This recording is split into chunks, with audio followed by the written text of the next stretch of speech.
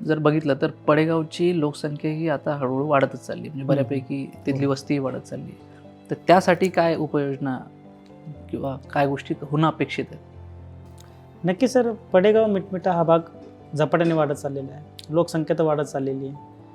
तिथं भरपूर लोक रिटायर होतात, त्यांना निसर्गरम्य वातावरण लागतात, तर ते पडेगाव मिटमिटा या भागामध्ये येतात.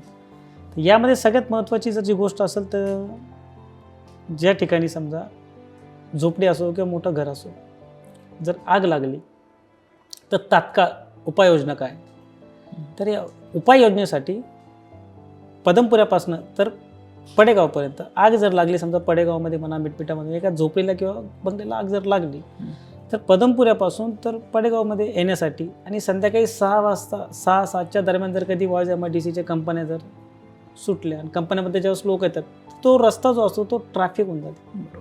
तिथून एक साधी 2 व्हीलर जर काढायची म्हटली तर किमान अर्धा पाऊण तास लागतो. इतर अग्निशामकची गाडी 5:30, 6-7च्या दरम्यान जर तिथं आग लागली आणि पदमपुऱ्यात अग्निशामकची गाडी जर निघते, तर त्या ट्रॅफिकमध्ये जर अडकली तर तिथे जीवितहानी किती होणार?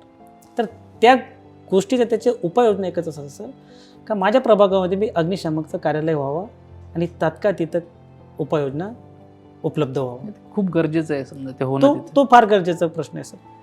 कारण झपाट्याने विकसित होत चालला तर काही ठिकाणी आता जसं की तुम्ही उदाहरण पकडा, मागील काही वर्ष 6 महिन्यापूर्वी छावणीमध्ये शॉर्ट सर्किट झालं होतं सर.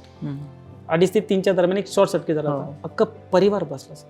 बरोबर. फार दुःखद घटना आहे त्या गोष्टीची. तर त्या गोष्टी कळत न कळत भविष्यात न घडू त्याकरिता मी अग्निशामक विभागाचा प्रस्ताव मांडण्याचा प्रयत्न करणार सर, कार्यालयाचं बनण्याचा सर.